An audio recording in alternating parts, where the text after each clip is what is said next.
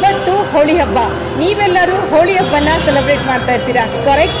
ಆದ್ರೆ ನಮ್ಮ ಶ್ರೀ ಕ್ಷೇತ್ರವಾದ ಶ್ರೀ ದೊಡ್ಡ ಬಸವೇಶ್ವರನ ಕ್ಷೇತ್ರ, ಈ ಕ್ಷೇತ್ರದಲ್ಲಿ ಹೋಳಿ ಹಬ್ಬಕ್ಕೆ ನಾವು ರಥೋತ್ಸವವನ್ನು ಆಚರಣೆ ಮಾಡುತ್ತೇವೆ. ಶ್ರೀ ದೊಡ್ಡ ಬಸವೇಶ್ವರನ ರಥೋತ್ಸವ. ಇಲ್ಲಿ ಇವತ್ತು ದೇವರ ರಥೋತ್ಸವ ನಡೆಯುತ್ತೆ. ನಮ್ಮ ಶ್ರೀ ಕ್ಷೇತ್ರವಾದ ದೊಡ್ಡ ಬಸವೇಶ್ವರನ ದೇವಸ್ಥಾನದ ದರ್ಶನ, ಹಾಗೆ ದೇವರ ಪ್ರಸಾದ, ದೇವರನ್ನು ಯಾವ ರೀತಿ ಹೂಗಳಿಂದ ಅಲಂಕಾರ ಮಾಡಿದ್ದಾರೆ ಅಂತ ನಾನು ಈಗ ನಿಮಗೆ ತೋರಿಸ್ಕೊಡ್ತಾ ಇದ್ದೀನಿ. ವೀಕ್ಷಕರೇ, ನಿಮಗೆಲ್ಲ ಶ್ರೀ ದೊಡ್ಡ ಬಸವೇಶ್ವರ ದೇವಸ್ಥಾನದ ಒಂದಷ್ಟು ಪುಟ್ಟ ಮಾಹಿತಿಯನ್ನು ನೀಡಲಿಕ್ಕೆ ನಮ್ಮ ಹತ್ತಿರ ಪ್ರಭುಲಿಂಗಯ್ಯ ಸ್ವಾಮಿಯವರಿದ್ದಾರೆ. ಅವ್ರನ್ನ ನಿಮಗೆ ಪರಿಚಯ ಮಾಡಿಸ್ಕೊಡ್ತೀನಿ. ಹಾಗೆ ಅವರ ಹತ್ರ ಶ್ರೀ ದೊಡ್ಡ ಬಸವೇಶ್ವರ ದೇವಸ್ಥಾನದ ಒಂದಷ್ಟು ಮಾಹಿತಿಯನ್ನು ನಾವು ಬನ್ನಿ. ನಮಸ್ಕಾರ. ನಮ್ಮ ವೀಕ್ಷಕರಿಗೆ ದೇವಸ್ಥಾನದ ಒಂದಷ್ಟು ಮಾಹಿತಿ ಕಿರುಪರಿಚಯನ ಮಾಡಿಕೊಡಿ ಅಣ್ಣ. ನಮಸ್ಕಾರ. ನಾನು ಸುಮಾರು ವರ್ಷಗಳಿಂದ ನಾನು ದೇವಸ್ಥಾನದಲ್ಲಿ ಸೇವೆ ಸಲ್ಲಿಸ್ತಾ ಇದ್ದೇನೆ. ಇದು ದೇವಸ್ಥಾನ ಉದ್ಭವ ಮೂರ್ತಿ ಆಗಿರ್ತದೆ. ಶ್ರೀ ದೊಡ್ಡಬಸವೇಶ್ವರ ಸ್ವಾಮಿ ಪುರಾತನವಾದ ದೇವಸ್ಥಾನದ ವಿಜಯನಗರ ಸಾಮ್ರಾಜ್ಯದ ಒಂದು ಆಸ್ಥಾನ ಆಗಿರ್ತದೆ. ಇದು ಸುಮಾರು ವರ್ಷಗಳಿಂದ ಇಲ್ಲಿ ಸುಮಾರು ತುಂಬ ದೂರಿಂದ ಭಕ್ತಾದಿಗಳು ಇಲ್ಲಿ ಬರ್ತಾ ಇದ್ದಾರೆ, ದೇವರ ದರ್ಶನ ಪಡೆದಿದೆ. ತುಂಬ ಮಹಿಮಾ ಇರ್ತಕ್ಕಂಥ ಬಸವಣ್ಣ ಈತ. ಇದು ಉದ್ಭವ ಮೂರ್ತಿ, ಏಕಶಿಲಾ ಮೂರ್ತಿ ಅಂದರೆ ತಪ್ಪಲಾಗಿರೋದು. ಇಲ್ಲಿ 16 ಅಡಿ ಎತ್ತರ ಇರತಕ್ಕಂಥ ಒಂದು ಶಿವ ನಂದಿ ವಿಗ್ರಹ ಇರ್ತದೆ. ಭಕ್ತಾದಿಗಳು ಮಹಾರಾಷ್ಟ್ರದಿಂದ ಬರ್ತಾರೆ, ಆಂಧ್ರದಿಂದ ಬರ್ತಾರೆ. ತುಂಬ ಇಲ್ಲಿ ಹುಬ್ಬಳ್ಳಿ, ಧಾರವಾಡ ಸುತ್ತಮುತ್ತ ತುಂಬ ಜನ ಭಕ್ತಾದಿಗಳು ಇದ್ದಾರೆ. ಇದಕ್ಕೆ ಇಲ್ಲಿ ಪವಾಡ ಪುರುಷ ಹಬ್ಬ ಅಂತಂದರೆ ವಿಶೇಷ ಏನಪ್ಪ ಅಂತಂದರೆ, ಯುಗಾದಿ ಹಬ್ಬದ ದಿನ ಇಲ್ಲಿ ಸೂರ್ಯನ ಕಿರಣ ಮುಳುಗುವಾಗ ಇಲ್ಲಿ ಆತನ ಎದೆ ಮೇಲೆ ಬೀಳ್ತಕ್ಕಂಥ ಒಂದು ವಾಡಿಕೆ. ಮತ್ತು ಉದಯ ಆಗಬೇಕಾದ್ರೆ ಹಂಪೆ ವಿರೂಪಾಕ್ಷೇಶ್ವರ ದೇವಸ್ಥಾನಕ್ಕೆ ಆ ದಿನ ಯುಗಾದಿ ಪಾಡ್ಯ ದಿನ ಮಾತ್ರ ಇದನ್ನು ಅಲ್ಲಿ ಬೀಳ್ತಕ್ಕಂಥ ಒಂದು ವಾಡಿಕೆ.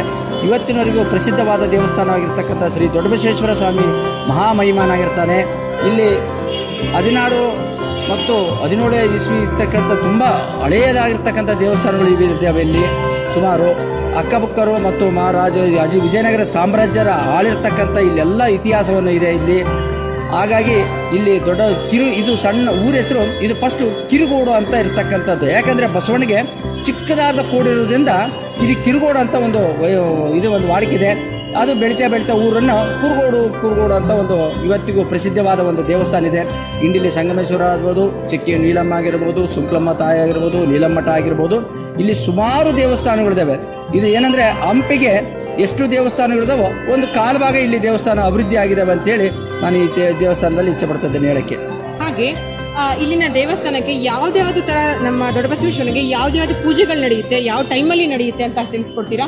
ಪ್ರತಿದಿನ ಬೆಳಿಗ್ಗೆ 6 ಗಂಟೆಗೆ ರುದ್ರಾಭಿಷೇಕ ನಡೀತದೆ ಪ್ರತಿದಿನ, ಮತ್ತು ಸಾಯಂಕಾಲ ಮತ್ತೆ ಮಾಮೂಲು ಪೂಜೆ ಆಗುತ್ತದೆ. ಇಲ್ಲಿ 365 ದಿನ ಭಕ್ತಾದಿಗಳು ತಮ್ಮ ಸೇವೆಯನ್ನು ಮಾಡ್ತಾ ಇದ್ದಾರೆ.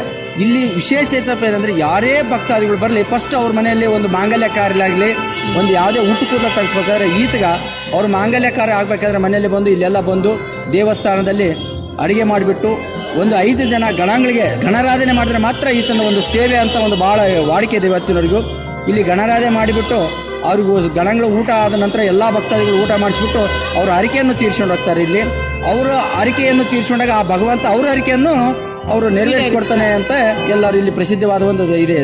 ಇವತ್ತಿನವರೆಗೆ ಯಾರೇ ಭಕ್ತಾದಿಗಳು ಬರಲಿ, ನಾವು ದೇವಸ್ಥಾನದಲ್ಲಿ ಪ್ರತಿ ಸೋಮವಾರ ಅಮಾವಾಸ್ಯೆ ದಾಸೋಗ ಇದ್ರೂ ಕೂಡ ಭಕ್ತಾದಿಗಳು ನಾವು ಹೇಳ್ತೀವಿ, ದಾಸೋಗದಲ್ಲಿ ಊಟ ಮಾಡ್ಕೊಂಡು ಹೋಗ್ರಿ, ನೀವು ದಾಸ್ತಾನ ಕೊಡ್ರಿ ಅಂತಂದರೆ, ಇಲ್ಲ ಸ್ವಾಮಿನೇ ನಾವು 5 ಜನ ಗಣಗಳ ದಾನ ಮಾಡಬೇಕು, ನಾವಿಲ್ಲಿ ದಾನ ಮಾಡಿದ್ರೆ ನಮ್ಮ ತೃಪ್ತಿ ಆಗುತ್ತೆ ಅಂತೇಳಿ ಇವತ್ತಿನವರೆಗೂ ಭಕ್ತಾದಿಗಳು ಅದೇ ರೀತಿ ನಡ್ಕೊಂಡಿದ್ದಾರೆ.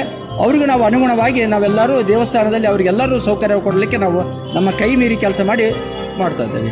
ಹಾಗೆ ನೀವು ಇಲ್ಲಿ ಎಷ್ಟು ದಿನಗಳಿಂದ ಕೆಲಸ ಮಾಡ್ತಾ ಇದ್ದೀರಾ ಈ ದೇವಸ್ಥಾನದಲ್ಲಿ? ನಾನು ಸುಮಾರು ನಮ್ಮ ತಂದೆ ಸುಮಾರು ವರ್ಷದಿಂದ ಸೇವೆ ಮಾಡ್ತಾ ಇದ್ರು. ಅವ್ರ ತರುವಾಯ ನಾನು 2002ರಿಂದ ನಾನು ಇಲ್ಲಿ ಕೆಲಸ ಮಾಡ್ತಾ ಇದ್ದೇನೆ. ಇವತ್ತಿನವರೆಗೂ ಈ ಸೇವೆಯನ್ನು ನಾನು ಸಲ್ಲಿಸ್ತಾ ಇದ್ದೇನೆ. ಆ ಭಗವಂತನ ಸೇವೆ ನನ್ನ ಚಿರಋಣಿ ಆಗಿರ್ತದೆ ಅಂತ ನಾನು ಅನ್ಕೊಂಡಿದ್ದೇನೆ. ಎಷ್ಟು ವರ್ಷಗಳಿಂದ ಇದು ದೇವಸ್ಥಾನದಲ್ಲಿ ನೀವು ನೋಡ್ಕೊತಾ ಬರ್ತಾ ಇದ್ದೀರಾ, ಹೇಗೆ? ಇಲ್ಲಿ ವಿಜಯನಗರ ಸಾಮ್ರಾಜ್ಯದಂತ ದೇವಸ್ಥಾನ ಇದೆ.